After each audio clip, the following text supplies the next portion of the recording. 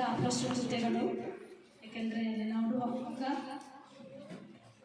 ಮಾರ್ಕನು ಬರೆದ ಸುವಾರ್ತೆ ತೆಗೆದು ಫಸ್ಟ್ ಮಾರ್ಕನು ಬರೆದ ಸುವಾರ್ತೆ 15ನೇ ಅಧ್ಯಾಯ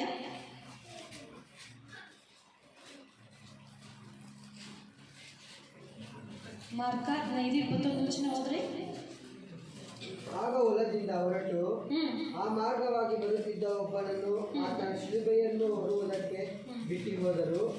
ಇವನು ಯಾರೆಂದರೆ ಅಲೆಕ್ಸಾಂದ್ರ ರೂಫಾ ಎಂಬವರ ತಂದೆಯಾದ ಕೂರನೇ. ಹಲ್ಲೆಲೂಯಾ. ಇಲ್ಲಿ ರೂಪು ಎಂಬುದಾಗಿ ನಾವು ನೋಡ್ತಾ ಇದ್ದೀವಿ. ಒಂದ್ಸರಿ ಓದಪ್ಪ, ಎಲ್ಲರೂ ಕೇಳಿಸ್ಕೊಳ್ಳುವ ರೀತಿಯಲ್ಲಿ.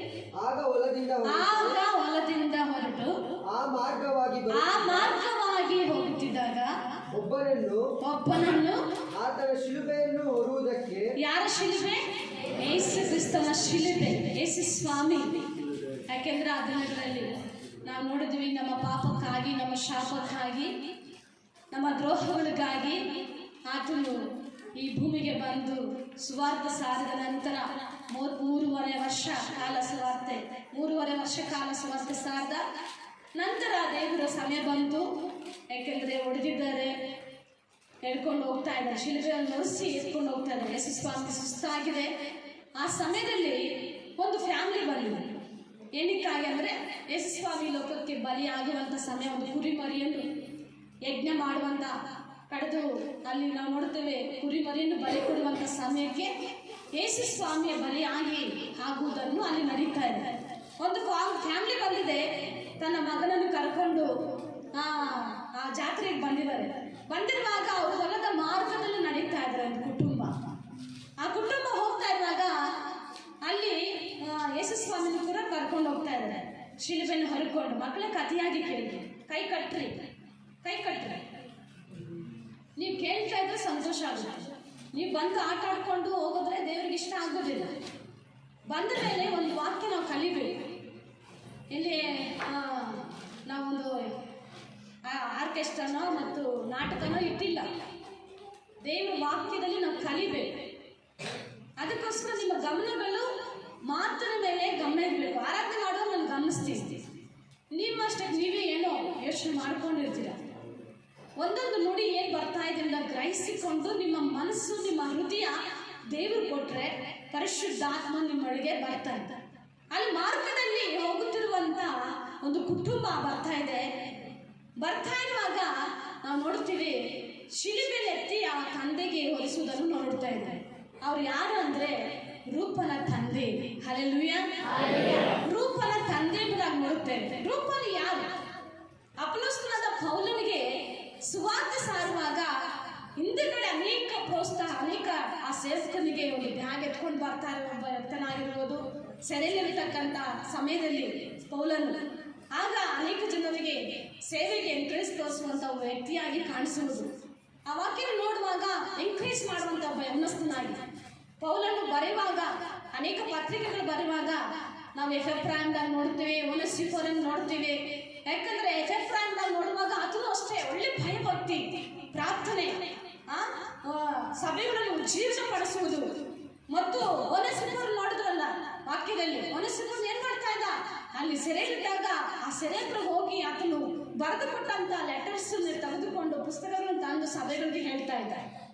ಒಳ್ಳೆ ನಂಬಿಕಸ್ಥನಾದ ಒನೆಸಿಫರನು, ಒಳ್ಳೆ ನಂಬಿಕಸ್ಥನಾದ ಎಫೆಫ್ರಾ ಮತ್ತು ಇಲ್ಲಿ ರೂಪನು ಕೂಡ ನಾವು ಕಾಣಿಸ್ತಾ ಇದ್ದೀವಿ. ರೂಪನ ತಾಯಿ ತನ್ನ ಮಗುವನ್ನು ಯಾವ ರೀತಿಯಾಗಿ ಬೆಳೆಸಿರೋದಂತ ನೋಡುವಾಗ ತನ್ನ ಸೇವಕರಿಗೆ ಸಹಪಾಠಿಗಳಾಗಿ ಬೆಳೆಸುವುದನ್ನು ನಾವು ನೋಡುತ್ತೇವೆ. ಅಲ್ಲಿ ಆ ಮಾರ್ಗದಲ್ಲಿ ಅವ್ರ ಫ್ಯಾಮಿಲಿ ಬರ್ತಾ ಇದೆ, ಅವ್ರಿಗೆ ಗೊತ್ತೇ ಇಲ್ಲ ಯೇಸು ಸ್ವಾಮಿ ಶಿಲುಬೆಗೆ ಆಗ್ತಾ ಇದ್ದಾರೆ ಅಂತ. ಆದರೆ ಯೌವನಸ್ಥ ಅಲ್ಲಿ ನಾವು ನೋಡ್ತೇವೆ, ಒಬ್ಬನನ್ನು ಕರೆದು ಆ ಶಿಲುಬೆಯನ್ನು ಹೊರಗು, ಇವ ಯೇಸು ಸ್ವಾಮಿ ಹೊರತಕ್ಕಂಥ ಸಾಕಾಗಿದೆ, ಶೆಕೆ ನೀರು ಬಂದಿದೆ, ರಕ್ತ ಬರ್ತಾ ಇದೆ, ದಾಹ ಆಗಿದೆ ಅಂತ ಸಮಯದಲ್ಲಿ ಆ ತಂದೆನ ಕರೆದು ನೀನು ಈ ಶಿಲುಬೆಯನ್ನು ಹೊರತುಕೊಂಡು ನಡೆಯುವುದಾಗಿ. ಓದಪ್ಪ ಇನ್ನೊಂದ್ಸಲ. ಅದೇ 12ನೇ ಅಧ್ಯಾಯ 15ನೇ ಅಧ್ಯಾಯ 19. ಆಗ ಹೊಲದಿಂದ ಹೊರಟು ಆ ಮಾರ್ಗವಾಗಿ ಬರುತ್ತಿದ್ದ ಒಬ್ಬನನ್ನು ಆತನ ಶಿಲುಬೆಯನ್ನು ಹೊರುವುದಕ್ಕೆ ಬಿಟ್ಟು ಹೋದರು. ಇವರು ಯಾರೆಂದರೆ ಅಲೆಕ್ಸಾಂದ್ರ ರೂಪಾ ಎಂಬವರ ತಂದೆಯಾದ ಕುರೇನೆ ಪಟ್ಟಣದ ಸೀಮೋನನು. Hallelujah, hallelujah. ಕುರೇನ ಪಟ್ಟಣದ ಸೀಮೋನನು ಯಾರ ತಂದೆಯಲ್ಲಿ ಕಳಿಸ್ತಾರೆ? ರೂಪನ ತಂದೆ. ತಂದೆ ಎಂಬುದಾಗಿ ನಾವು ನೋಡ್ತಾ ಇದ್ದೀವಿ. ಹಲ್ಲೆಲೂಯಾ. ದೇವರ ಪರಿಶುದ್ಧ ನಾಮಕ್ಕೆ ಸ್ತೋತ್ರವಾಗಲಿ. ಲೂಕನ ಬರೆದ ಸುವಾರ್ತೆ 27ನೇ ಅಧ್ಯಾಯ ತೆಗೆದು ಅಧ್ಯಾಯ ವಚನ ನಾವು ನೋಡ್ತೀವಿ.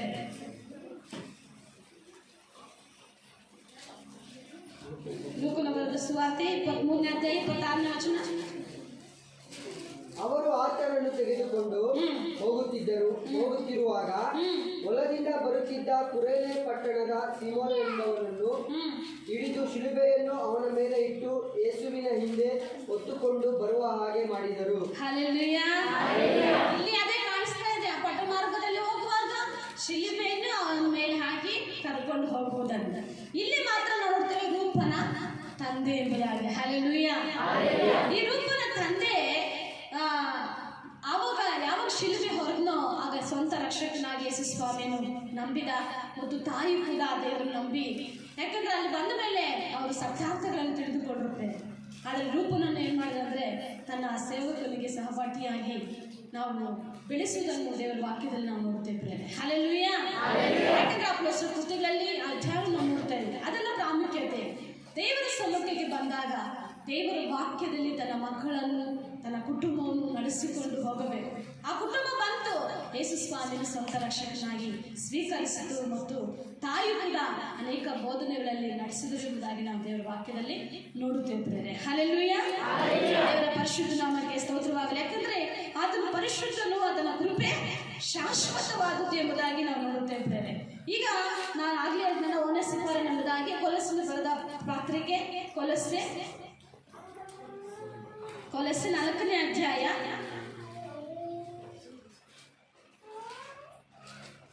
12ರಿಂದ ಓದುತ್ತೇನೆ.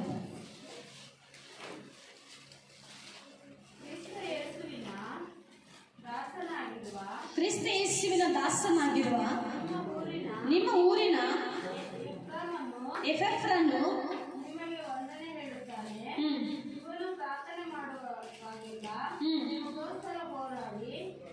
ಪ್ರವೀಣರಾಗಿ ಎಲ್ಲಾ ವಿಷಯಗಳಲ್ಲಿ ದೇವರ ಚಿತ್ತವನ್ನು ಕುರಿತು ಪೂರ್ಣ ನಿಷ್ಠೆಯುಳ್ಳವರಾಗಿಯೂ ನಿಂತಿರಬೇಕು ಜ್ಞಾಪನೆ ಮಾಡುತ್ತಾನೆ. ಇವನು ನಿಮಗೋಸ್ಕರವೂ ಲವೋದಿಕೆಯವರಿಗೋಸ್ಕರವೂ ಹಿರಿಯ ಪೋಲಿಕರಿಗೋಸ್ಕರವೂ ಬಹಳ ಪ್ರಯಾಸ ಪಡುತ್ತಾರೆಂದು ಸಾಕ್ಷಿ ಹೇಳುತ್ತಾನೆ. ಹಲ್ಲೆಲೂಯಾ. ಯಾರು ನೋಡ್ತಾ ಇದ್ರಿ? ಎಫೆಫ್ರನ್ ನೋಡ್ತಾ ಇದ್ದಾರೆ. ಯಾಕೆಂದ್ರೆ ಇವರು ಏನ್ ಮಾಡ್ತಾರೆ ಅಂದ್ರೆ ನಿಮಗೋಸ್ಕರ ಹೋರಾಡಿ ನೀವು ಪ್ರವೀಣರಾಗಿ ಎಲ್ಲಾ ವಿಷಯಗಳಲ್ಲಿ ದೇವರ ಚಿತ್ತವನ್ನು ಕುರಿತು ಪೂರ್ಣ ನಿಶ್ಚಯವುಳ್ಳವರಾಗಿಯೂ ನಿಂತಿರಬೇಕೆಂದು ವಿಜ್ಞಾಪನೆ ಮಾಡುತ್ತಾನೆ. ಹಲ್ಲೆಲೂಯಾ. ಯಾರಿಗೋಸ್ಕರ? ಸಭೆಗೋಸ್ಕರ ಒಳ್ಳೆ ಪ್ರಾರ್ಥನೆ ವೀರನ್ ಎಂಬುದಾಗಿ ನಾವು ನೋಡುತ್ತೇವೆ ಅಲ್ವಾ? ಒಳ್ಳೆ ಪ್ರಾರ್ಥನೆ ವೀರ ಯಾರಿಗೋಸ್ಕರ? ನಮಗೋಸ್ಕರ. ಪರಿಶುದ್ಧ ಆತ್ಮನು ಕೂಡ ನಮಗೋಸ್ಕರ ಪ್ರಾರ್ಥನೆ ಮಾಡ್ತಾ ಇದ್ದಾನೆ. ನಾವು ತೋರಿಸುವಂಥ ಬಲಹೀನತೆ, ನಾವು ತೋರಿಸುವಂಥ ಅಪನಂಬಿಕೆಗಳ ಕುರಿತು ಪರಿಶುದ್ಧಾತ್ಮನು ನಮಗೋಸ್ಕರ ಪ್ರಾರ್ಥಿಸ್ತಾನೆ. ಇಲ್ಲಿ ಸಂಘದಲ್ಲಿ ನಾವು ನೋಡುವಾಗ ಎಫೆಫ್ರನು ಪ್ರವೀಣನಾಗಿ ಎಲ್ಲಾ ವಿಷಯಗಳಲ್ಲಿ ದೇವರ ಚಿತ್ತವನ್ನು ಕುರಿತು ಪೂರ್ಣ ನಿಶ್ಚಯವನ್ನಾಗಿ ನಿಂತಿರಬೇಕೆಂದು ವಿಜ್ಞಾಪನೆ ಮಾಡುತ್ತಾನೆ. ಹಲ್ಲೆಲೂಯಾ. ಸಭೆಯಲ್ಲಿ ಯೌವನಸ್ಥರು ಯಾವ ರೀತಿಯಾಗಿದ್ದಾರೆ ಎಂಬುದಾಗಿ ನಾವು ತಿಳ್ಕೊಳ್ತಾ ಇದ್ದೇವೆ. ಯೌವನಸ್ಥರಾದಂಥವರು ಕರ್ತನ ಸಮ್ಮುಖದಲ್ಲಿ ಸಭೆಗೋಸ್ಕರ ಪ್ರಾರ್ಥನೆ ಮಾಡಬೇಕು. ಸಭೆಗೋಸ್ಕರ ಒಳ್ಳೆ ಜೀವನವನ್ನು ಕೊಡುವಂತ ವ್ಯಕ್ತಿಗಳಾಗಿ ಕಾಣಿಸಬೇಕೆಂಬುದಾಗಿ ಪೌಲನು ಇಲ್ಲಿ ಪತ್ರಿಕೆಗಳಲ್ಲಿ ಬರೀತಾ ಇದ್ದಾರೆ. ನಾವು 13ನೇ ವಚನ ನೋಡಿ, ಇವನು ನಿಮಗೋಸ್ಕರವೂ ಲವೋದಿಕೆಯವರಿಗೋಸ್ಕರವೂ ಹಿರಿಯ ಪೋಲಿಯವರಿಗೋಸ್ಕರವೂ ಬಹಳ ಪ್ರಯಾಸ ಪಡುತ್ತಾನೆ ಎಂದು ಸಾಕ್ಷಿ ಹೇಳುತ್ತೇವೆ. ಯಾರು ಸಾಕ್ಷಿ ಹೇಳ್ತಾನೆ? ಪೌಲನು ಹೇಳ್ತಾನೆ, ಸಾಕ್ಷಿ ಹೇಳ್ತಾನೆ. ಒಳ್ಳೆ ನಂಬಿಕಸ್ಥನಾದಂಥ ಒಬ್ಬ ಮನುಷ್ಯನೊಬ್ಬ ತಿಮೋತಿಗೂ ಅದೇ ರೀತಿಯಾಗಿ ಒಳ್ಳೆ ನಂಬಿಕಸ್ಥನಾದಂಥ ತಿಮೋತಿಯಾಗಿ ಕಾಣಿಸಿದ್ದಾರೆ. ತಿಮೋತಿ, ಓನೆಸಿಫರು, ಎಫೆಫ್ರ, ರೂಪು ಎಂಬುದಾಗಿ ನಾವು ನೋಡುತ್ತೇವೆ. ಹಲ್ಲೆಲೂಯಾ. ರೋಮಪುರದ ಪತ್ರಿಕೆ ನೋಡ್ರಿ, ರೋಮಪುರದ ಪತ್ರಿಕೆ 14ನೇ ಅಧ್ಯಾಯ ತೆಗಿರಿ. ರೋಮ 16-13 ವಚನ. ಕರ್ತನ ಭಕ್ತರಲ್ಲಿ ಪ್ರಸಿದ್ಧನಾದ ರೂಪನಿಗೂ ನನಗೆ ತಾಯಿಯಂತಿರುವ ಅವನ ತಾಯಿಗೂ ವಂದನೆಗಳು. ಹಲ್ಲೆಲೂಯಾ. ಹಲ್ಲೆಲೂಯಾ. ತಾಯಿಗೆ ವಂದನೆ ಅಂತ. ಮಗನನ್ನು ಬೆಳೆಸಿ ತನ್ನ ಸೇವೆಗೋಸ್ಕರ ಸೇವಕನ ಜೊತೆಯಲ್ಲಿ ಪ್ರೋತ್ಸಾಹ ಮಾಡಿದಂತ ತಾಯಿಗೆ ವಂದನೆಯಲ್ಲಿ ಹೇಳ್ತಾ ಪೌಲನು. ಯಾಕಂದ್ರೆ ಇಲ್ಲಿ ನಾವು ನೋಡ್ತಾ ಇದ್ದೇವೆ ರೂಪನ ತಾಯಿ, ಹಲ್ಲೆಲೂಯಾ, ರೂಪನ ತಾಯಿ ತಂದೆ ಸತ್ತೋದ, ಶಿಲುಬೆಯನ್ನು ಹೊರದ, ಕ್ರಿಸ್ತನ ನಂಬಿಕೆಯಾಗಿ ಬೆಳೆದ್ರು. ಈಗ ಉಳಿದಿದ್ದು ಇಬ್ಬರು ಮಕ್ಕಳು, ಒಬ್ಬ ತಾಯಿ. ಆಮೇಲೆ ಇಬ್ಬರು ಮಕ್ಕಳು, ಒಬ್ಬ ತಾಯಿ. ತಂದೆನೂ ಸತ್ತ, ಇನ್ನೊಬ್ಬ ಅಣ್ಣನೂ ಕೂಡ ಸತ್ತ ಎಂಬುದಾಗಿ ದೇವರ ವಾಕ್ಯದಲ್ಲಿ ನಾವು ನೋಡುತ್ತೇವೆ. ಯಾಕಂದ್ರೆ ಸತ್ತ ಮೇಲೆ ಇವರು ನಮ್ಮ ಭಯಭಕ್ತಿಯಿಂದ, ನಂಬಿಕೆಯಿಂದ, ವಿಶ್ವಾಸದಿಂದ ದೇವರ ಸೇವೆಗೆ ಪ್ರೋತ್ಸಾಹ ಮಾಡಿದಂತ ವ್ಯಕ್ತಿಗಳಾಗಿ ಕಾಣಿಸ್ತಾ ಇದ್ದಾರೆ. ಇಲ್ಲಿ ಪೌಲನು ಹೇಳ್ತಾ ಇದ್ದಾನೆ, ಏನಂತ ಹೇಳ್ತಾನೆ ಅಂದ್ರೆ ಕರ್ತನ ಭಕ್ತರಲ್ಲಿ, ಹಲ್ಲೆಲೂಯಾ, ಯಾರಲ್ಲಿ? ಕೇಳಿಸ್ಕೊಳ್ಳಿ ಮಕ್ಕಳೇ, ಕೈ ಕಟ್ಟು. ನೀವು ಮಾತಾಡ್ತಾ ಇದ್ರೆ ಡಿಸ್ಟರ್ಬೆನ್ಸ್ ಆಗುತ್ತೆ. ಮಾತಾಡುತ್ತೆ, ನಿಮ್ಮ ಮಾತಲ್ಲೇ ನನ್ನ ಕಿವಿ ಕೇಳಿಸ್ತಾ ಇದೆ. ಯಾರ ಭಕ್ತರಲ್ಲಿ? ಕರ್ತನ ಭಕ್ತರಲ್ಲಿ ಪ್ರಸಿದ್ಧನಾದ ರೂಫನಿಗೂ, ಹಲ್ಲೆಲೂಯಾ, ಏನಾಗಿದ್ದಾನೆ? ದೇವರ ಸೇವೆಯಲ್ಲಿ ಪ್ರಸಿದ್ಧನಾಗಿದ್ದಾನೆ. ಓನೇಸಿಫೋರ್ ಏನಾಗಿದ್ದಾನೆ? ಸೇವೆಯನ್ನು ಪ್ರೋತ್ಸಾಹ ಮಾಡುವಂತ ಒಂದು ಲೆಟರ್ಸ್ ತಂದು ಅನೇಕ ಸಭೆಗಳಿಗೂ ತಲುಪಿಸುವಂತ ಓನೇಸಿಫೋರ್. ಎಫ್ರಾಯ ಏನಾಗಿದ್ದಾನೆ? ಸಭೆಯ ಅಭಿವೃದ್ಧಿಗೋಸ್ಕರ ಪ್ರಸಿದ್ಧವಾಗಬೇಕು, ಭಕ್ತಿಯಲ್ಲಿ ಬೆಳೆಯಬೇಕು, ನನ್ನ ಸಭೆಯ ಪ್ರಾರ್ಥನಾಗಿ ಇಲ್ಲಿ ಕಾಣಿಸ್ತಾ ಇದ್ದಾನೆ. ಹಲ್ಲೆಲೂಯಾ. ಇಲ್ಲಿ ತಾಯಿಗೆ ವಂದನೆ ಹೇಳ್ತಾ ಇದ್ದಾನೆ, ತಾಯಿಗೆ ವಂದನೆ ಸಲ್ಲಿಸ್ತಾ ಇದ್ದಾರೆ. ತಾಯಿ ಅಂದ್ರೆ ದೇವರ ಸಮ್ಮುಖದಲ್ಲಿ ಮಕ್ಕಳನ್ನು ಭಯ ಭಕ್ತಿಯಿಂದ ಬೆಳೆಸೋದಕ್ಕೋಸ್ಕರ ನೀವು ಸಿದ್ಧಪಡಿ. ಆದ್ರೂ ಒಂದು ದಿನ ಫಲ ಸಿಗ್ತದೆ. ಇದನ್ನ ನಾವು ನೋಡ್ತೀವಿ, ಕೇಳಿದ್ರು ದೇವರ ವಾಕ್ಯದಲ್ಲಿ ಕೇಳಿದ್ರು ಸರಿ, ಕೇಳಿದ್ರು ಸರಿ, ನಾವು ನುಡಿದನ್ನು ನುಡಿಯಿರಿ ಇಲ್ಲ. ಹಲ್ಲೆಲೂಯಾ. ನೀವು ಕಲಿತು ಮಕ್ಕಳಿಗೆ ಒಂದು ಪ್ರಾರ್ಥನಾ ವೀರರಾಗಿ ಬೆಳೆಸಲಿಕ್ಕೆ ಸಿದ್ಧಪಡ. ಕೆಲವು ಕಾರಣಾಂತರಗಳಿಂದ ಬಲಹೀನರಾಗಬಹುದು, ಒಂದಿನ ಫಲ ದೇವರು ಕೊಡ್ತಾನೆ. ಯಾಕಂದ್ರೆ ಕರ್ತನ ಧರ್ಮಶಾಸ್ತ್ರವು ಹಗಲಿರುಳು ಧ್ಯಾನ ಮಾಡುವವನು ಏನಾಗಿದೆ ಅಂದ್ರೆ ನೀರಿನ ಕಾಲುವೆಗಳಲ್ಲಿ ಬೆಳೆದಿರುವಂತ ಮರದ ಹಾಗೆ. ಹಲ್ಲೆಲೂಯಾ. ನೀರಿನ ಕಾಲುವೆಗಳಲ್ಲಿ ಬೆಳೆದಿರುವಂತ ಮರದ ಹಾಗೆ ಬೆಳೀತಾರೆ. ತಕ್ಕ ಕಾಲದಲ್ಲಿ ಫಲ ಒಂದು ದಿನ ಕೊಟ್ಟೇ ಕೊಡ್ತಾರೆ. ನಮ್ಮ ಯೌವನಸ್ಥರಿಗೆ ಹೇಳ್ತಾ ಇದೀವಿ, ಅವ್ರಿಗೆ ಮಾತು ಕೇಳ್ತಾ ಇಲ್ಲ ಅಂತ ಹೇಳ್ಬೋದು ನಾವು, ಆದ್ರೆ ಪ್ರಾರ್ಥನೆ ಮಾಡಿ. ಮತ್ತಾಯನ ಬರೆದ ಸುವಾರ್ತೆ 6ನೇ ಅಧ್ಯಾಯ 6ನೇ ವಚನ ಓದೋಣ. ನಿನ್ನ ಏಕಾಂತವಾದ ಕೋಣೆಗೆ ಹೋಗಿ ಬಾಗಿಲನ್ನು ಮುಚ್ಚಿಕೊಂಡು ಅಂತರಂಗದಲ್ಲಿ ಇರುವ ನಿನ್ನ ತಂದೆಗೆ ಪ್ರಾರ್ಥನೆ ಮಾಡು. ಹಲ್ಲೆಲೂಯಾ. ಅಂತರಂಗದಲ್ಲಿ ನಡೆಯುವುದನ್ನು ನೋಡುವ ನಿನ್ನ ತಂದೆಯು ನಿನಗೆ ಫಲ ಕೊಡುವನು. ಆಮೆನ್. ನೀನು ಹೋಗಿ ಪ್ರಾರ್ಥನೆ ಮಾಡು. ನಿಮ್ಮ ಮಕ್ಕಳಿಗೋಸ್ಕರ ಪ್ರಲಾಪ 3ನೇ ಅಧ್ಯಾಯದಲ್ಲಿ ನೋಡುತ್ತೇವೆ. ನಿಮ್ಮ ಮಕ್ಕಳಿಗೋಸ್ಕರ ನೀವು ಎಂತೆಂತ ಪ್ರಾರ್ಥನೆ ಮಾಡ್ರಿ. ಯಾಕಂದ್ರೆ ನನ್ನ ಸಭೆಯಲ್ಲಿ ನನಗೆ ತಾಯಿ ಇರುವಂತ ಸಭೆ, ಆ ಸಭೆಯಲ್ಲಿ ನನ್ನ ಮಕ್ಕಳು ಒಳ್ಳೆ ನಾಯಕರಾಗಬೇಕು. ಎಫ್ರಾಯ ಯಾವ ರೀತಿಯಾಗಿ ಆದ್ನೋ, ಓನೇಸಿಫೋರ್ ಯಾವ ರೀತಿಯಾಗಿ ಆದ್ನೋ, ರೂಪನ್ ಯಾವ ರೀತಿಯಾಗಿ ಆದ್ನೋ ನೋಡಿ ತಾಯಿಗೆ ವಂದನೆ ಹೇಳ್ತಾ ಇದ್ದಾನೆ. ಕರ್ತನಲ್ಲಿ ಭಯ ಭಕ್ತಿ ಇಟ್ಟಂತ ಕುಟುಂಬ ರೂಪನ ತಾಯಿಗೂ ಕೂಡ ವಂದನೆ ಇಲ್ಲಿ ಹೇಳುವಂತ ಮಾತನ್ನು ನಾವು ಕೇಳ್ತಾ ಇದ್ದೇವೆ. ಬ್ರದರ್ಸ್ ಅಂಡ್ ಸಿಸ್ಟರ್ಸ್, ನೀವೇನ್ ಮಾಡ್ಬೇಕಂದ್ರೆ ಪ್ರಾರ್ಥನೆ ಮಾಡಿ. ನೀವು ಮನೆಗಳಲ್ಲಿ ಏಕಾಂತವಾಗಿ ಯಾವ್ದಾದ್ರು ಪ್ರಾರ್ಥನೆ ಮಾಡಿದ್ರ ಬಾಗಿಲು ಮುಚ್ಚಿಕೊಂಡು ನನ್ನ ಮಕ್ಕಳಿಗೋಸ್ಕರ ಪ್ರಾರ್ಥಿಸ್ತೀನಿ ಎಂಬುದಾಗಿ ಯಾರಾದ್ರೂ ಪ್ರಾರ್ಥಿಸಿದ್ರ ಇವತ್ತು ಪರೀಕ್ಷಿಸಿಕೊಳ್ಳಿ. ನೀನು ಏಕಾಂತವಾದಂತ ಗೋಡೆಗೆ ಹೋಗಿ ಬಾಗಿಲನ್ನು ಮುಚ್ಚಿ ನಿನ್ನ ಅಂತರಂಗದಲ್ಲಿರುವಂತ ತಂದೆಗೆ ನೀನು ಏನ್ ಮಾಡ್ಬೇಕು? ಪ್ರಾರ್ಥನೆ ಮಾಡಬೇಕು. ಹಲ್ಲೆಲೂಯಾ. ಚಪ್ಪರನ್ನು ದೇವರು ಮಹಿಮೆಪಡಿಸೋಣ.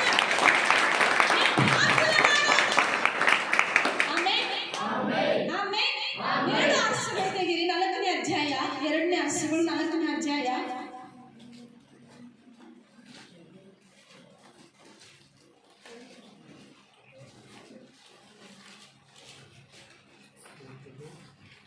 4ನೇ ಅಧ್ಯಾಯ 4ನೇ ವಚನ. ಅನಂತರ ನಿನ್ನ ಮಕ್ಕಳನ್ನು ಒಳಗೆ ಕರೆಕೊಂಡು ಬಾಗಿಲನ್ನು ಮುಚ್ಚಿ ಎಣ್ಣೆಯನ್ನು ಪಾತ್ರೆಗಳಲ್ಲಿ ಹೊಯ್ದು ತುಂಬಿದವುಗಳನ್ನೆಲ್ಲ ಒತ್ತಿಗಿಟ್ಟು ಅಂತ ಹೇಳಿದನು. ಹಲ್ಲೆಲೂಯಾ. ಹಲ್ಲೆಲೂಯಾ. ಇಲ್ಲಿ ಎಲೀಷನ ಸಂಗಡ ಒಬ್ಬ ಸ್ತ್ರೀ ಬರ್ತಾ ಇದ್ದಾಳೆ. ಅಯ್ಯ, ನಿನ್ನ ಸೇವಕನಾದ ನನ್ನ ಗಂಡನು ತೀರು ಹೋದ್ನು. ನನ್ನ ಗಂಡನ ಸಾಲ ಮಾಡಿದ್ದಾನೆ. ಆ ಸಾಲ ಅವನು ತೀರಿಸ್ಕೊಳ್ಳೋದಕ್ಕೆ ಸಾಧ್ಯವಾಗ್ತಾ ಇಲ್ಲ. ನೀವೆಲ್ಲ ಈ ಕಥೆ ಕೇಳಿದ್ದೀರ. ಆದ್ರೆ ನನ್ನ ಮಕ್ಕಳನ್ನು ಕೆಲಸಕ್ಕೆ ಕರ್ಕೊಂಡು ಹೋಗ್ತಾ ಇದ್ದಾರೆ. ಈಗ ನಾನು ಏನ್ ಮಾಡ್ಬೇಕು ಎಂಬುದಾಗಿ ಎಲೀಷನ ಸಂಗಡ ಒಬ್ಬ ಸ್ತ್ರೀ ಬಂದು ಕೇಳ್ತಾ ಇದ್ದಾಳೆ. 1ರಿಂದ ನಾವು ಓದುವಾಗ ಸಮಯ ಹೆಚ್ಚಿಲ್ಲ, ಅದಕ್ಕೆ ನಾನು ಶಾರ್ಟ್ ಆಗಿ ಹೇಳ್ತಾ ಇದ್ದೆ. ಆವಾಗ ಎಲೀಷ ಏನ್ ಹೇಳ್ತಾನೆ, ಅಮ್ಮ ನೀನು ಹೋಗು, ನೀನು ಹೋಗಿ ನಿನ್ನ ಮನೆಯಲ್ಲಿ ಏನ್ ಮಾಡ್ಬೇಕು, ಬಾಗಿಲನ್ನು ಮುಚ್ಚು. ಬಾಗಿಲು ಮುಚ್ಚಿನಲ್ಲಿರ್ತಕ್ಕಂಥ ಪಾತ್ರೆಗಳೆಲ್ಲ ತೆಗೆದು ಎಣ್ಣೆ ಹೊಯ್ದು ನೀನೇನ್ ಮಾಡ್ಬೇಕು, ಒತ್ತಿಡು ಅಂತ ಹೇಳ್ತಾ ಇದ್ದಾನೆ. ಹಲ್ಲೆಲೂಯಾ. ಯಾವ ಎಣ್ಣೆ? ಪ್ರಾರ್ಥನೆ ಎಣ್ಣೆ. ಆಮೆನ್. ನಿನಗೋಸ್ಕರ ಪ್ರಾರ್ಥನೆ ಮಾಡು. ಕಲ್ವಾರಿ ಶಿಲುಬೆಯಲ್ಲಿ ದೇವರು ಏನಂತ ಹೇಳ್ದ, ಅಮ್ಮ ನನಗೋಸ್ಕರ ಬೇಡ್ರಿ, ನಿಮಗಾಗಿ ನಿಮ್ಮ ಮಕ್ಕಳಿಗಾಗಿ ಅಲ್ರಿ ಎಂಬುದಾಗಿ. ಆಮೆನ್. ನಿಮಗೋಸ್ಕರ ನಿಮ್ಮ ಮಕ್ಕಳಿಗೋಸ್ಕರ ಅಲ್ರಿ ಗೋಳಾಟ. ಪ್ರಲಾಪಗಳಲ್ಲಿ ನಾವು ಕೇಳಿದಂತ ವಾಕ್ಯದಲ್ಲಿ ಒಂದೊಂದು ಜಾವದಲ್ಲಿ ಎದ್ದು ನೀವೇನ್ ಮಾಡ್ಬೇಕು, ಪ್ರಾರ್ಥನೆ ಮಾಡಿ. ರೂಪನ ತಾಯಿ ಏನ್ ಮಾಡಿದ್ರು, ತನ್ನ ಮಗನನ್ನ ತನ್ನ ಸೇವಕನ ಜೊತೆಯಲ್ಲಿ ಒಳ್ಳೆ ಪ್ರೋತ್ಸಾಹವನ್ನು ಕೊಟ್ಟು ನಡೆಸಿದಂತ ವ್ಯಕ್ತಿ. ಹಲ್ಲೆಲೂಯಾ. ಓನೇಸಿಫರನು ಏನ್ ಮಾಡ್ದ, ತನ್ನ ಸೇವೆಗೆ ಸಮರ್ಪಣೆ ಮಾಡುವಂತ ವ್ಯಕ್ತಿ ಆಗಿದ್ದ. ಕೆಲವೊಂದು ತಪ್ಪುಗಳು ಬರಬಹುದು, ಸಹಜ. ಒಪ್ಪಿಕೊಂಡು ಬಿಟ್ಟು ಬಿಡುವವನಿಗೆ ಶುಭವಾಗ್ತದೆ. ದೋಷಗಳನ್ನು ಮುಚ್ಚಿಕೊಳ್ಳುವವನಿಗೆ ಶುಭ ಎಂದಿಗೂ ಆಗುವುದಿಲ್ಲ. ಒಪ್ಪಿಕೊಂಡು ಬಿಟ್ಟು ಬಿಡುವವನಿಗೆ ಶುಭವಾಗ್ತದೆ ಎಂಬುದಾಗಿ ನೋಡುತ್ತೇವೆ. ನೀನು ಅಂತರಂಗದಲ್ಲಿರುವಂತಹ ತಂದೆಗೆ ನೀನು ಪ್ರಾರ್ಥನೆ ಮಾಡಿ. ಹೋಗಿ ನೀನು ಬಾಗಿಲು ಮುಚ್ಚಿಕೊ. ಏನಾದ್ರೂ ಪ್ರಾರ್ಥನೆ ಮಾಡಬೇಕಾ, ನಿನಗಾಗಿ ನಿನ್ನ ಮಕ್ಕಳಿಗಾಗಿ ಪ್ರಾರ್ಥನೆ ಮಾಡಬೇಕಾ, ಏಕಾಂತವಾದಂಥ ಕೋಣೆಗೆ ನೀನು ಹೋಗಬೇಕು. ಹಲ್ಲೆಲೂಯಾ. ಎಷ್ಟು ಜನ ನೀವು ಏಕಾಂತವಾದಂಥ ಪ್ರಾರ್ಥನೆ ಮಾಡ್ತಾ ಇದ್ದಾರೆ? ಇಲ್ಲಿ ಒಬ್ಬ ಸ್ತ್ರೀ ಕೂಡ ಎಲೀಷನ ಹತ್ರ ಬಂದು ಕೇಳ್ತಾಳೆ, ನನ್ನ ಮಕ್ಕಳಿಗೋಸ್ಕರ ನನ್ನ ಮಕ್ಕಳು ಕರ್ಕೊಂಡು ಹೋಗ್ತಾ ಇದ್ದಾರೆ, ಬಾನಸತ್ತು ಕರ್ಕೊಂಡು ಹೋಗ್ತಾ ಇದ್ದಾರೆ ಅಂತ. ಯಾಕೆ? ಯಾವ ಬಾನಸತ್ತಿಗೆ? ಈ ಲೋಕದ ವಿಗ್ರಹ ಆರಾಧನೆಗೆ, ಈ ಲೋಕದ ಕುಡಿತನಕ್ಕೆ, ಈ ಲೋಕದ ಚಟಗಳಿಗೆ ನನ್ನ ಮಕ್ಕಳು ಬಲಿ ಆಗ್ತಾ ಇದ್ದಾರೆ ಅಂತ ಹೇಳುವಾಗ ಎಲೀಷನ್ ಹೇಳಿದ ಮಾತೇನೆಂದ್ರೆ, ನಿನ್ನ ಮಕ್ಕಳನ್ನು ಕರ್ಕೊಂಡು ಹೋಗು, ಬಾಗಿಲನ್ನು ಮುಚ್ಚು, ಪಾತ್ರೆಗಳನ್ನು ತೆಗೆದು ನಿನ್ನ ಎಣ್ಣೆಯನ್ನು ಸುರಿಯುವುದು. ಹಲ್ಲೆಲೂಯಾ. ಹಲ್ಲೆಲೂಯಾ. ಎಣ್ಣೆಯನ್ನು ಸುರಿದು ಒತ್ತಿಡು ಎಂಬುದಾಗಿ ಹೇಳ್ತಾ ಇದ್ದಾರೆ.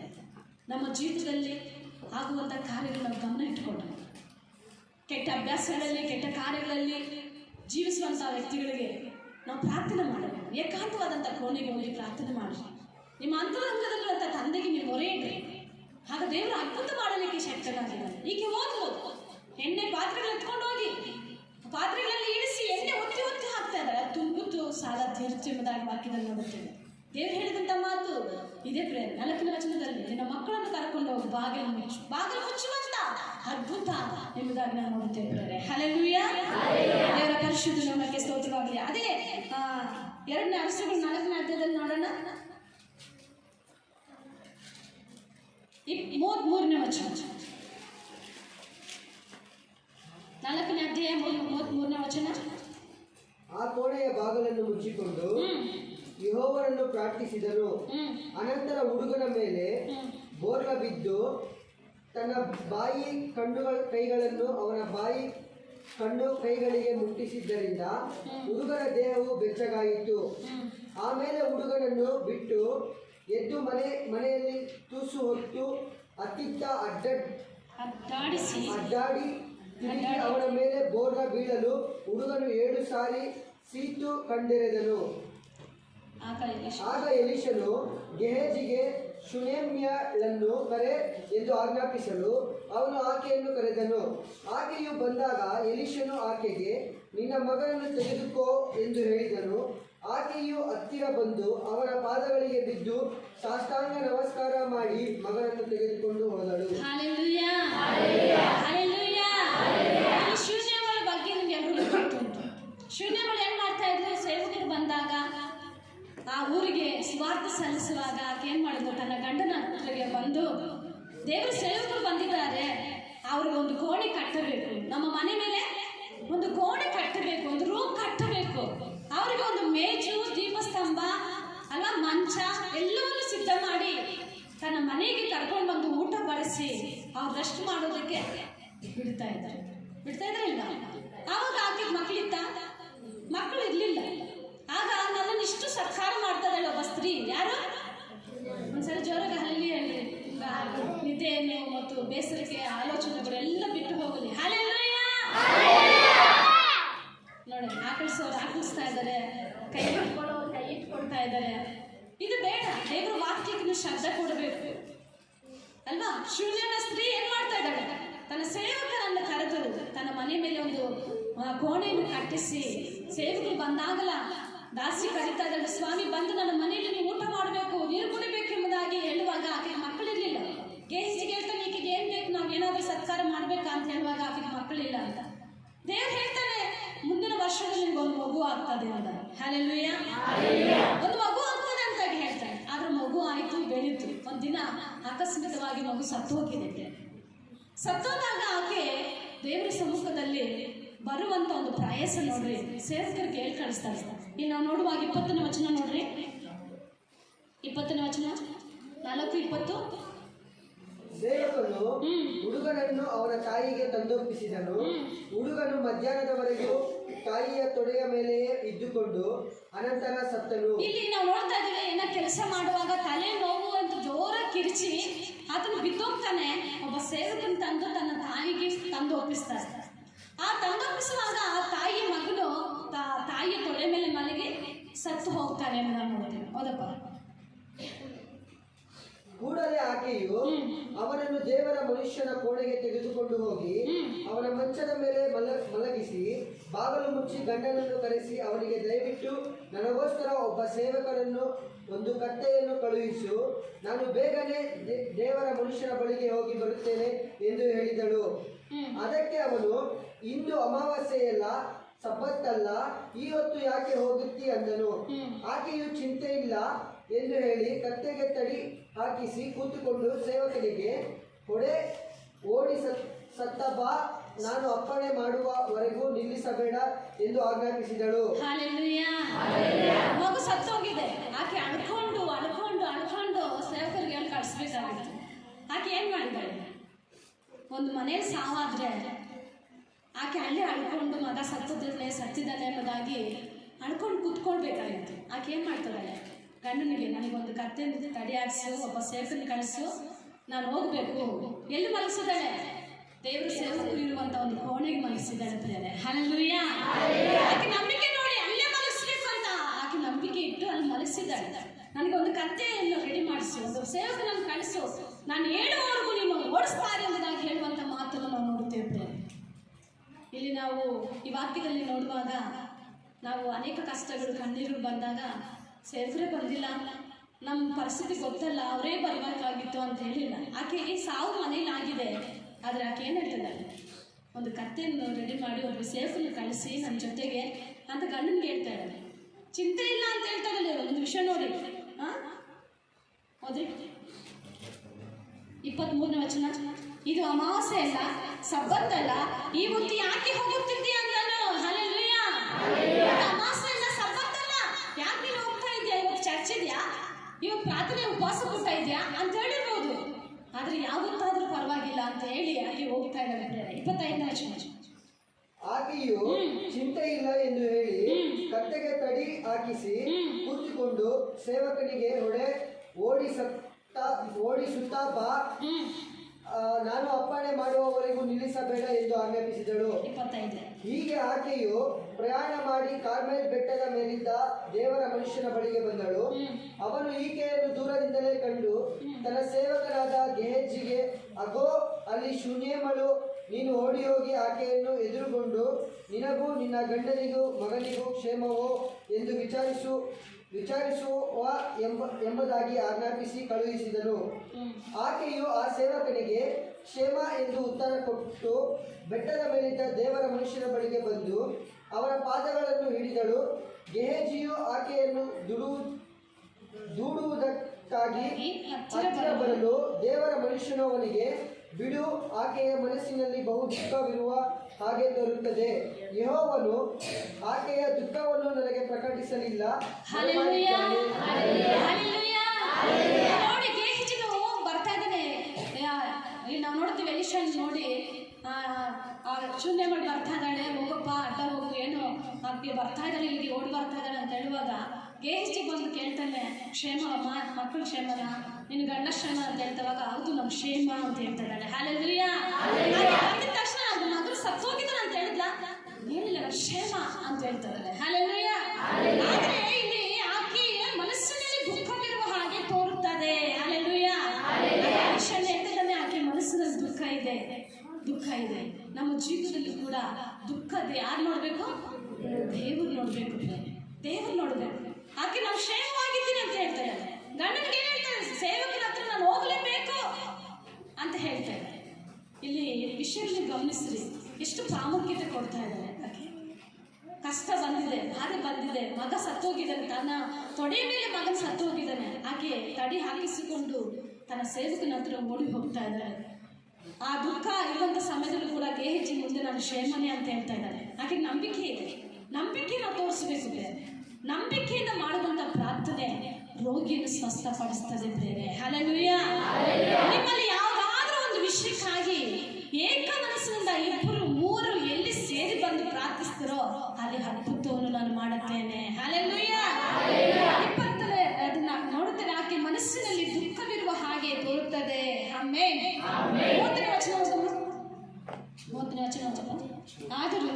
ಆದರೂ ಹುಡುಗನ ತಾಯಿ, ಯೆಹೋವನಾಣೆ, ನಿನ್ನ ಜೀವದಾಣೆ, ನಾನು ನಿನ್ನನ್ನು ಬಿಟ್ಟು ಹೋಗುವುದಿಲ್ಲ ಎಂದು ಹೇಳಿದ್ದರಿಂದ ಎಲೀಷನು ಆಕೆಯ ಜೊತೆಯಲ್ಲಿ ಹೊರಟನು. ಹಲ್ಲೆಲೂಯಾ. ನೀನು ಬರಲೇಬೇಕು ಸ್ವಾಮಿ. ಈಗ ನಾನು ನೀನು ಬರೋ ತನಕ ನಾನು ಇಲ್ಲಿ ಬಿಟ್ಟು ಹೋಗುವುದಿಲ್ಲ. ಆಮೆನ್. ಎಷ್ಟು ಸುಂದರವಾದ ಮಾತು. ನೀನು ಬರೋ ತನಕ ನಾನು ಬಿಟ್ಟು ಹೋಗುವುದಿಲ್ಲ. ನೀನು ಬರಬೇಕು. ನೀನು ಬರಬೇಕು. ನನ್ನ ಕುಟುಂಬದಲ್ಲಿದ್ದ ಕಾರ್ಯಗಳು ನಡೆದಿದೆ ಎಂಬುದಾಗಿ ಆಕೆ ಹೇಳ್ಕೊಳ್ತಾ ಇದ್ದಾರೆ. ಆದರೆ ಎಲೀಷನು ಆಕೆ ಜೊತೆಯಲ್ಲಿ ಹೋಗಿ ಅಲ್ಲಿ ಬಾಗಿಲನ್ನು ಮುಚ್ಚಿ ಪ್ರಾರ್ಥನೆ ಮಾಡ್ತಾ ಇದ್ದಾನೆ. ಆ ಪ್ರಾರ್ಥನೆಯನ್ನು ದೇವರು ಅದ್ಭುತ ಮಾಡಿದ್ದಾನೆ. ಹಲ್ಲೆಲೂಯಾ. ಹಲ್ಲೆಲೂಯಾ. ಸತ್ತು ಹೋದಂತ ಹುಡುಗನನ್ನು ಬದುಕಿಸಿದ್ದಾನೆ. ಹಲ್ಲೆಲೂಯಾ.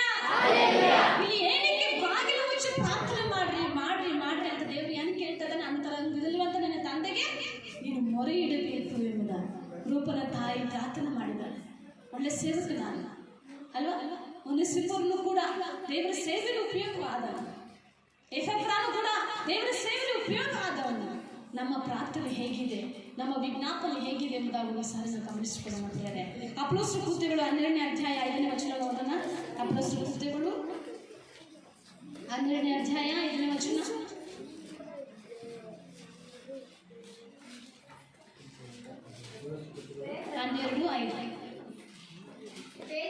ಪೇತ್ರನು ಸೆರೆಮನೆಯೊಳಗೆ ಕಾವಲಿದ್ದಾಗ ಸಭೆಯವರು ಅವನಿಗೋಸ್ಕರ ಆಸಕ್ತಿಯಿಂದ ದೇವರಿಗೆ ಪ್ರಾರ್ಥನೆ ಮಾಡುತ್ತಿದ್ದರು. ಹಲ್ಲೆಲೂಯಾ.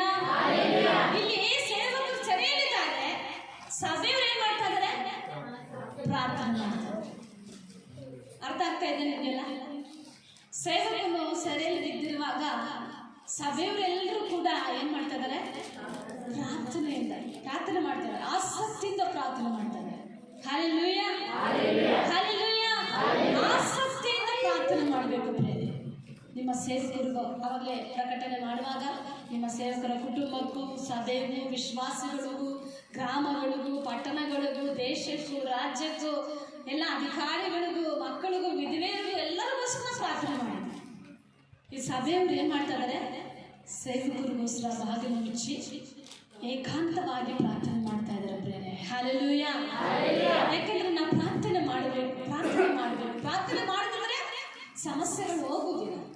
ಶಿವನಿಮಲ್ ಏನ್ ಮಾಡ್ತಾರೆ? ಸೇವಕನ ಹತ್ರ ಓಡಿ ಬರ್ತಾಳೆ. ಗೇಹೆಜಿ ಕೇಳಿದಾಗ ಏನ್ ಹೇಳ್ತಾಳೆ? ಕ್ಷೇಮವಾಗಿದ್ದೀವಿ ಅಂತಾಳೆ. ಏನಾದರೂ ದೇವರ ನಿಮಿತ್ತವಾಗಿ ಕಷ್ಟವೋ ಸಂಕಟವೋ ಬಂದರೆ ಅವ್ರ ಕಷ್ಟಗಳು, ಅವ್ರ ಕಣ್ಣುಗಳು ಅವ್ರ ಮುಖದಲ್ಲೇ ಗೊತ್ತಾಗುತ್ತೆ. ಯಾಕಮ್ಮ ಸಪ್ಪಗಿದೆಯಾ, ಏನು ಯೋಚನೆ ಮಾಡ್ತಾ ಇದೆಯಲ್ಲಮ್ಮ ಅಂತ ಎಲ್ಲರೂ ಕೇಳೋರಾಗ. ಈ ದುಃಖ ಯಾರು ನೋಡಿದ್ರು? ಎಲೀಷನ್ ಕಂಡು ಹಿಡ್ತಾನೆ. ಆಕ ಮನಸ್ಸಿನಲ್ಲಿ ದುಃಖ ಇದೆ ಎಂಬ. ನೀನು ದೇವರ ಸನ್ನಿಧಿಗೆ ಬಂದಾಗ ನಿನ್ನ ದುಃಖ ಯಾರು ನೋಡಬೇಕು? ದೇವರು ನೋಡಬೇಕು. ಇಲ್ಲಿ ಸೇವಕರು ಸೆರೆಮನೆಯಲ್ಲಿರುವಾಗ ಸಭೆಯಲ್ಲಿರ್ತಕ್ಕಂಥ ಎಲ್ಲರೂ ಕೂಡ ಪ್ರಾರ್ಥನೆ ಮಾಡ್ತಾ ಇದ್ರು. ಆಮೆನ್. 7ನೇ ವಚನ ನೋಡ್ರಿ. ಪಕ್ಕನೆ ಕರ್ತನ ದೂತನು ಪೇತ್ರನ ಎದುರಿಗೆ ನಿಂತು ಅವನಿದ್ದ ಕೋಣೆಯಲ್ಲಿ ಬೆಳಕು ಹೊಳೆಯಿತು. ಹಲ್ಲೆಲೂಯಾ. ಪ್ರಾರ್ಥನೆ ಮಾಡುವಾಗ ಒಬ್ಬ ದೂತನು ಕೂಡ ಇಳಿದು ಬರ್ತಾನೆ. ಕರೆಯರೆ ಕೋರ್ನೆಲನ್ನು ನೋಡಿದ್ರೆ ಶತಾಧಿಪತಿ ಆದಂಥ ಕೋರ್ನೆಲನ್ನು 10ನೇ ಅಧ್ಯಾಯ ಅಪೊಸ್ತಲರ ಕೃತ್ಯಗಳಲ್ಲಿ 10ನೇ ಅಧ್ಯಾಯ ನೋಡುವಾಗ ಅದನ್ನು ಮಧ್ಯಾಹ್ನ ಸಮಯದಲ್ಲಿ 3 ಗಂಟೆ ವೇಳೆಯಲ್ಲಿ ತನ್ನ ಕುಟುಂಬದಲ್ಲಿ ಏನ್ ಮಾಡ್ತಾ ಇದ್ದ? ಪ್ರಾರ್ಥನೆ ಮಾಡ್ತಾ ಇದ್ದ. ಆಗ ದೇವದೂತನು ಇಳಿದು ಬಂದ. ಕೇಳಿದಂತ ವಾಕ್ಯ ದೇವದೂತನು ಇಳಿದು ಬಂದ.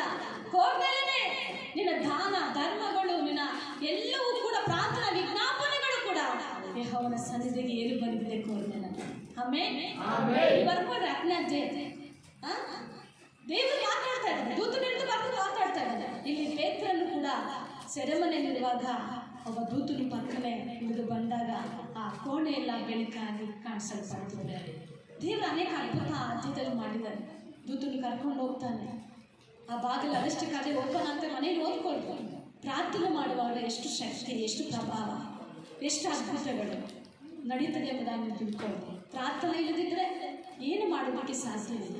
ಅದಕ್ಕೆ ದೇವರು ಹೇಳ್ತಾರೆ, ಏಕಾಂತವಾದಂಥ ಕೋಣೆಗೆ ಹೋಗಿ ನೀನು ಬಾಗಿಲನ್ನು ಮುಚ್ಚಿ ನಿನ್ನ ಅಂತರಂಗದಲ್ಲಿರುವಂಥ ತಂದೆಗೆ ನೀನೇನು ಮಾಡಬೇಕು, ಪ್ರಾರ್ಥನೆ ಮಾಡಿ. ಆಗ ಅದ್ಭುತ ಆಗ್ತದೆ. ಇಲ್ಲಿ ಎಲಿಷನ ಹತ್ರ ಒಬ್ಬ ವಿಧವೆ ಬಂದು ಕೇಳ್ತಾಳೆ, ಸಾಲ ಮಾಡಿದ ನನ್ನ ಮಕ್ಕಳು, ನನ್ನ ಗಂಡ ಸಾಲ ಮಾಡಿ ತೀರ್ಬೋದು, ಅದಕ್ಕೆ ಬಂದು ನನ್ನ ಮಕ್ಕಳು ಅಲ್ಲಿ ಬಾಣಸಿಟ್ಟು ಮಾಡಿದ್ರೆ ಕರ್ಕೊಂಡು ಹೋಗ್ತಾರೆ ಅಂದಾಗ ನಿಮ್ಮ ಮಕ್ಕಳನ್ನ ಕರ್ಕೊಂಡು ಬಾಗಿಲನ್ನು ಮುಚ್ಚು ಅಂತ. ಹಲ್ಲೆಲೂಯಾ, ಅದ್ಭುತ ಆಯಿತು. ಇಲ್ಲಿ ಕೂಡ ಒಬ್ಬ ಮಗನ ಸತ್ತೋದಾಗ ಕೂಡ ದೇವರು ಬಾಗಿಲನ್ನು ಮುಚ್ಚಿ, ಎಲಿಷನ ಬಾಗಿಲು ಮುಚ್ಚಿ ಪ್ರಾರ್ಥನೆ ಮಾಡುವಾಗ ಆ ಮಗನು ಬದುಕಿದ್ದಾನೆ. ಪ್ರೇರೆ ನಂಬಿಕೆ ಯಾವ ರೀತಿಯಾಗಿದೆ. ಯಾವುದಾದ್ರೂ ಒಂದು ವಿಷಯ ನಿಮ್ಮ ನೆನಪಿಗೆ ಬಂದಾಗ ನೀವು ಪ್ರಾರ್ಥನೆ ಮಾಡಿ. ಇಲ್ಲ ನಿನ್ನ ಗಂಡನಿಗ, ನಿನ್ನ ಹೆಂಡತಿಗ, ನಿನ್ನ ಮಕ್ಕಳಿಗ, ನಿನ್ನ ಬಂಧುಗಳಿಗ, ಯಾರು ನನಗೆ ನೀವು ಜ್ಞಾಪಕ ಬರ್ತದೋ, ಸೇವಕರಿಗೆ ಜ್ಞಾಪಕ ಬರ್ತದ, ಸೇವಕರಿಗಾಗಿ ಕೂಡ ನೀವು ಪ್ರಾರ್ಥನೆ ಮಾಡಿ. ಯಾಕೆಂದ್ರೆ ಸಭೆಯವರೆಲ್ಲ ಏನು ಮಾಡ್ತಾ ಇದ್ದಾರೆ, ಪ್ರಾರ್ಥನೆ ಮಾಡ್ತಾ ಇದ್ದಾರೆ. ಹಲ್ಲೆಲೂಯಾ, ಪ್ರಾರ್ಥನೆ ಮಾಡುವುದನ್ನು ನಾವು ನೋಡುತ್ತೇವೆ. ಯಾಕಂದ್ರೆ 7ನೇ ವಚನದಲ್ಲಿ ನೋಡುವಾಗ ಕರ್ತನ ದೂತನು ಪೇತ್ರನ ಎದುರಿಗೆ ನಿಂತು ಕೋಣೆಯಲ್ಲಿ ಬೆಳಕು ಹೊಳೆಯಿತು. ಹಲ್ಲೆಲೂಯಾ. 10ನೇ ವಚನ ನೋಡ್ರಿ, 12:10. ಅವರು ಮೊದಲನೆಯ ಎರಡನೆಯ ಕಾವಲುಗಳನ್ನು ದಾಟಿ ಪಟ್ಟಣಕ್ಕೆ ಹೋಗುವ ಕಬ್ಬಿಣದ ಬಾಗಿಲಿಗೆ ಬಂದಾಗ ಅದು ತನ್ನಷ್ಟಕ್ಕೆ ತಾನೇ ಅವರಿಗೆ ತೆರೆಯಿತು. Hallelujah, hallelujah. ಬಾಗಿಲೇನಾಯ್ತು, ತನ್ನಷ್ಟಕ್ಕೆ ತಾನೇ ತೆರೆಯಿತು. ನೀನು ಪ್ರಾರ್ಥನೆ ಮಾಡುವಾಗ ಆಶೀರ್ವಾದ ಬಾಗಿಲು ತೆರೆಯಲ್ಪಡಬೇಕು. ನೀನು ಬಾಯಿ ಬಿಚ್ಚುವಾಗ ಅನೇಕ ಗುಣಾರ್ಥಗಳ ಮರ್ಮಗಳು ಕೂಡ ದೇವರು ತೆರೆಯಲಿಕ್ಕೆ ಶಕ್ತನಾಗಿದ್ದಾನೆ. ಆಮೆನ್. ಪ್ರಾರ್ಥನೆ ಮಾಡು. ನೀನೇನಾಗ್ತಾ ಇದೆಯೋ ನೀನು ಪರೀಕ್ಷಿಸಿಕೊಂಡು ಪ್ರಾರ್ಥನೆ ಮಾಡು. ನಿನ್ನ ವಿಷಯದಲ್ಲಿ, ನಿನ್ನ ಉಪದೇಶ ವಿಷಯದಲ್ಲಿ ದೇವರು ಹೇಳ್ತಾನೆ ತಿಮೋತಿಗೆ, ನಿನ್ನ ವಿಷಯದಲ್ಲಿಯೂ ನಿನ್ನ ಉಪದೇಶ ವಿಷಯದಲ್ಲಿ ಎಚ್ಚರಿಕೆಯಿಂದಿರುವುದಾಗಿ, ಎಚ್ಚರಿಕೆ ಇರಬೇಕು. ಪ್ರಾರ್ಥನೆ ಮಾಡಿ ದೇವರ ಸಮ್ಮುಖದಲ್ಲಿ ಸೇರಿ ನೀವು ಪ್ರಾರ್ಥನೆ ಮಾಡುವಾಗ ಇಷ್ಟೆಲ್ಲ ಅದ್ಭುತಗಳನ್ನು ಕಂಡುಕೊಳ್ಳೋದಕ್ಕೆ ಸಾಧ್ಯ. 11ನೇ ವಚನ. ಆಗ ಕಳಿಸಿ ಹೆರೋದನ ಕೈಯಿಂದಲೂ ಯೆಹೂದ ಜನರು ನನಗೆ ಮಾಡಬೇಕೆಂದಿದ್ದ ಕೇಡಿನಿಂದಲೂ ನನ್ನನ್ನು ಬಿಡಿಸಿದನೆಂದು ನನಗೀಗ ನಿಜವಾಗಿ ತಿಳಿದು ಬಂದಿದೆ ಅಂದುಕೊಂಡ. ಹಲ್ಲೆಲೂಯಾ. ಎಲ್ಲ ಕೇಡಿನಿಂದ ದೇವರು ನನ್ನನ್ನು ತಪ್ಪಿಸಿದ್ದಾನೆ. ಎಲ್ಲ ಕೇಡಿನಿಂದ ಮಕ್ಕಳು ಹೋಗುವಾಗ ಬರುವಾಗ ಗಾಡಿಗಳಲ್ಲಾಗ್ಬೋದು. ನಾವು ನೋಡಿದ್ವಲ್ಲ, ದೇವನಲ್ಲಿ ಇಬ್ಬರು ಸ್ನೇಹಿತರು ಚಿಕ್ಕ ವಯಸ್ಸು, ಅವ್ರ ತಾಯಿ ಊಟ ಎತ್ಕೊಂಡು ಹೋಗಿ ಹಬ್ಬದ ದಿವಸ ಲಾರಿ ಬಂದು ಅವರಿಬ್ಬರ ಮೇಲೆ ಹಾಕೊಂಡು ಹೋಯ್ತಿದ್ರೆ ತೀರೋದು. ಆದರೆ ದೇವ್ರು ಹೇಳ್ತಾರೆ, ನಮ್ಗೆ ಬರುವಂಥ ಅಪಾಯಗಳಿಂದ ತಪ್ಪಿಸಲಿಕ್ಕೆ ಯೇಸು ಕ್ರಿಸ್ತನೊಬ್ಬನೇ ಶಕ್ತ. ನೀನು ಹೋಗುವಾಗಲೂ ಬರುವಾಗಲೂ ಇಂದಿನಿಂದ ಸದಾ ಕಾಲ ನಿರುತ್ತೇವೆ ಎಂಬುದಾಗಿ ವಾಗ್ದಾನ ಮಾಡಿದ್ದಾನೆ. Hallelujah, hallelujah. ಇಲ್ಲಿ ನಾವು ನೋಡಿದ ಪೇತ್ರನು ಎಚ್ಚರವಾಗಿ ಕರ್ತನು ತನ್ನ ದೂತನನ್ನು ಕಳಿಸಿ ಹೆರೋದನ ಕೈಯಿಂದಲೂ ಯೆಹೂದ್ಯ ಜನರು ನನಗೆ ಮಾಡಬೇಕಿದ್ದ ಕೇಳಿದರೆ ನನ್ನನ್ನು ಬಿಡಿಸಿದನು ಎಂದು ನನಗೀಗ ನಿಜವಾಗಿ ತಿಳಿದು ಬಂದಿದೆ ಅಂದುಕೊಂಡನು. Hallelujah, hallelujah. ಕೇಳಿನಿಂದ ಗಂಡಾಂತರಗಳಿಂದ ತಪ್ಪಿಸುವಂಥ ದೇವರು ಯೇಸು ಕ್ರಿಸ್ತನೊಬ್ಬನೇ. ಅದಕ್ಕೋಸ್ಕರ ಅಂತರಂಗದಲ್ಲಿರುವಂಥ ನನ್ನ ತಂದೆಗೆ ನೀನು ಹೊರೆ ಕೋರ್ನೆಲ್ಲ ಪ್ರಾರ್ಥನೆ ಮಾಡಿದ್ರೆ ಏನಕ್ಕೋಸ್ಕರ ನಾನು ಇನ್ನೂ ಹೆಚ್ಚಾಗಿ ವಾಕ್ಯದಲ್ಲಿ ಬೆಳಿಬೇಕು, ಪ್ರಾರ್ಥನೆಯಲ್ಲಿ ಬೆಳಿಬೇಕು ಅಂತ ಹೇಳ್ದ. ದೇವದೂತರು ಇಳಿದು ಬಂದು ನಿನ್ನ ದಾನ ಧರ್ಮಗಳು, ನಿನ್ನ ವಿಜ್ಞಾಪನೆಗಳೆಲ್ಲ ನನ್ನ ಸನ್ನಿಧಿಗೆ ಏರಿ ಬಂದಿದೆ, ಸಾಕು ಅಂತ ಹೇಳ್ದ. ನಿನ್ನ ಸೇವಕರನ್ನು ಕರ್ಕೊಂಡು ಬಂದು ನೀನು ವಾಕ್ಯ ಕೇಳಬೇಕೆಂಬುದಾಗಿ ಮಾತಾಡಿದ. ಹಲ್ಲೆಲೂಯಾ.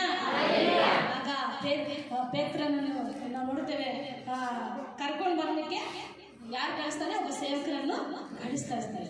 ಆಗ ಪೇತ್ರನು ಬರ್ತಾನೆ. ಅವ್ರ ಮನೆಗೆ ಬಂದಾಗ ಒಂದು ಪ್ರಾರ್ಥನಾ ಕೂಟವನ್ನು ಏರ್ಪಡಿಸಿ ವಾಕ್ಯವನ್ನು ಪ್ರಬಲವಾಗಿ ಸಾರುವುದನ್ನು ದೇವರ ವಾಕ್ಯದಲ್ಲಿ ನೋಡುತ್ತೇವೆ.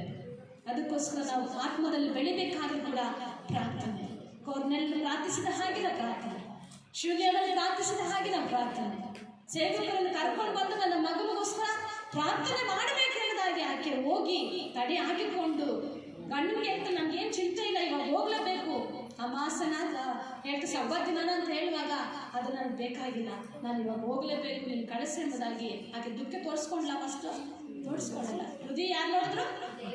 ದೇವರು ನೋಡಿದ್ದಾರೆ. ಅದಕ್ಕೋಸ್ಕರ ನಾವೆಲ್ಲ ವಿಷಯಗಳಿಗಾಗಿ ಏಕಾಂತವಾದಂಥ ಪ್ರಾರ್ಥನೆಯಲ್ಲಿ ನಡೀಬೇಕು ಪ್ರಿಯರೇ. ರೂಪನ ತಾಯಿಗೂ ರೂಪನ ಕುಟುಂಬಸ್ಥರಿಗೂ ವಂದನೆ ಹೇಳುವಂತ ಇಲ್ಲಿ ಪೌಲನು ಆ ಮಕ್ಕಳಿಗೆ ಎಷ್ಟು ಆಶೀರ್ವಾದ ಕೋರಿದನೆಂಬುದಾಗಿ ಆ ಅಧ್ಯಾಯ ಪೂರ್ತಿ ಓದಲು ನೀವು, ಯಾಕಂದ್ರೆ 16ನೇ ಅಧ್ಯಾಯದಲ್ಲಿ ಒಂದೊಂದು ಕುಟುಂಬಕ್ಕೂ ರೋಮಪುರದವರ ಪತ್ರಿಕೆಯಲ್ಲಿ 16ನೇ ಒಂದೊಂದು